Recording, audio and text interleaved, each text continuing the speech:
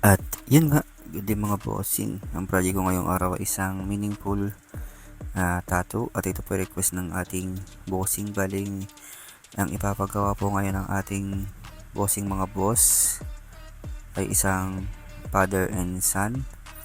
At ito pong ipapatato ng ating client ay meron daw pong meaning sa kanya, kaya ito po yung kanyang ipinagawa mga boss. Bali dito mga bossing, ang ataking ginawa ko ay black and gray at ang ginamit ko pong karayom dito mga bossing ay 9 round magnum at gumamit din po ako dito ng 5RL, pero mas nagamit ko po dito yung 9 round magnum kasi halos lahat po dito ay 9 round magnum po yung ginamit ko. Iilan ko lang pong ginamit yung 7RL. Bali itong client po natin mga bossing ay repeater client po natin. Bali ilang balik na po siya dito sa shop na nagpatato. Kaya halos loyal client na po natin si client. Kaya yun.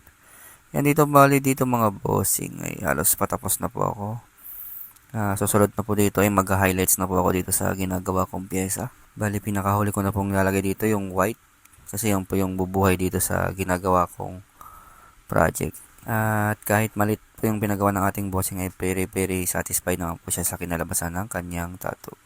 At ito na po pala yung finished product mga bossing. A total of 30 minutes.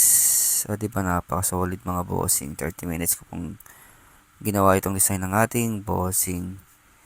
Yan boss, sa mga gustong magpa-schedule ay i-message na naman po sa aking Facebook page. At huwag niyo pong kakalimutan na i-follow, i-like at i-share ang aking mga video. At ang location ko nga po pala mga boss ay Romulo Street, Poblacion A, Kamiling, Tarlac. Yan, salamat mga bossing. Thank you.